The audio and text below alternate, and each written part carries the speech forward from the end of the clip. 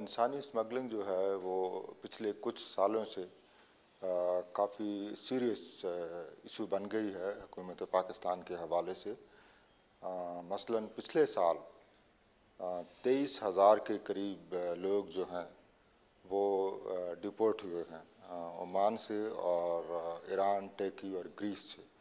इससे आप अंदाज़ा लगा सकते हैं कि 23,000 लोग जब एक साल में डिपोर्ट होंगे तो कितना सीरियस मसला है।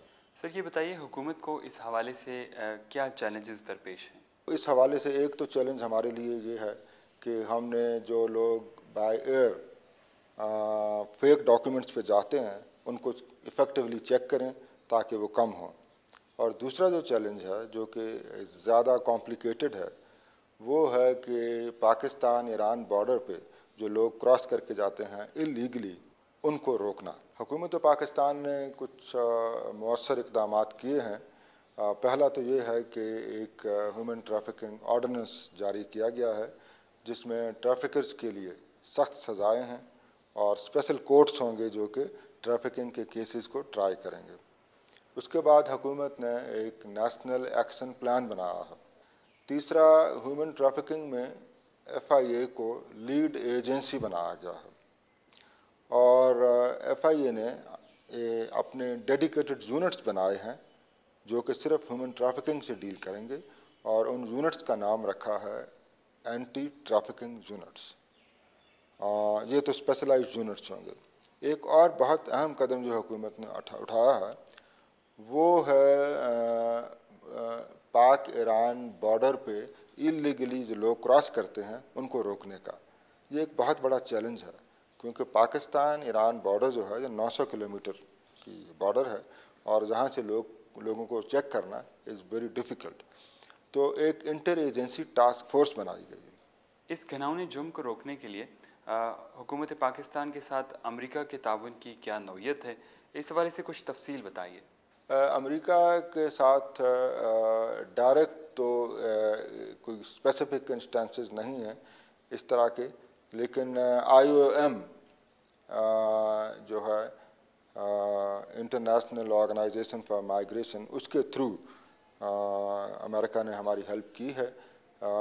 वो एंटी ट्रैफिकिंग यूनिट को ट्रेन करने में उन्होंने हमारी हेल्प की है और इसके अलावा जो सेमिनार्स वगैरह होते हैं और अवेयरनेस कैंपेन्स कुछ चलाई हैं वो कुछ हुआ। अगरचे अमेरिका ने पाकिस्तान को इंसानी स्मगलिंग की वॉच लिस्ट से निकाल दिया है, लेकिन इसके बावजूद इसे सोर्स, डेस्टिनेशन और ट्रांजिट मुल्क करार दिया है। इस सूरत हाल को आप कैसे देखते हैं? देखें, ये ह्यूमन स्मगलिंग को कंट्रोल करना एक लॉन्ग टर्म प्रोसेस है और ये हकीकत है कि लोग जो हैं वो पाकिस्तान से स्मगल होकर जाते हैं और कुछ लोग जो हैं वो इसको ट्रांजिट के तौर पे इस्तेमाल करते हैं और कुछ लोग जो हैं वो डेस्टिनेशन है उनका पाकिस्तान होता है।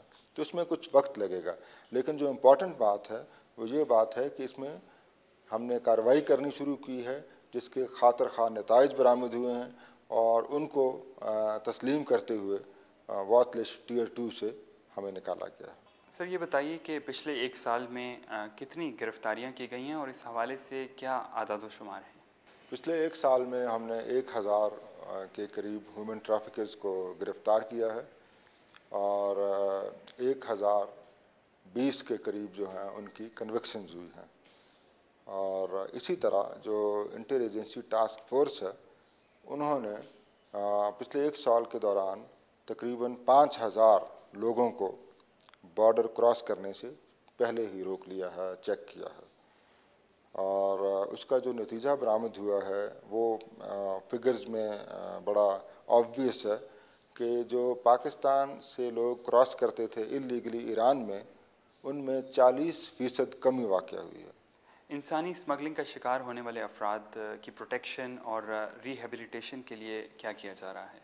ये हमने प्रोटेक्शन जो है हमारी जो नेशनल एक्शन प्लान है ह्यूमन ट्रैफिकिंग की उसका एक अहम हिस्सा है और इस सिलसिले में शेल्टर होम बनाए गए हैं जहाँ पे विक्टिम को ले जाते हैं हम और विक्टिम को फिर वहाँ पे कुछ देर उनका जो डिफ़िकल्ट एक्सपीरियंस होता है उसको हम हैंडल करने में उनकी मदद देते हैं। सर ये बताइए, आम लोगों में शऊर बेदार करने के हवाले से क्या इक़दाम किए जा रहे हैं?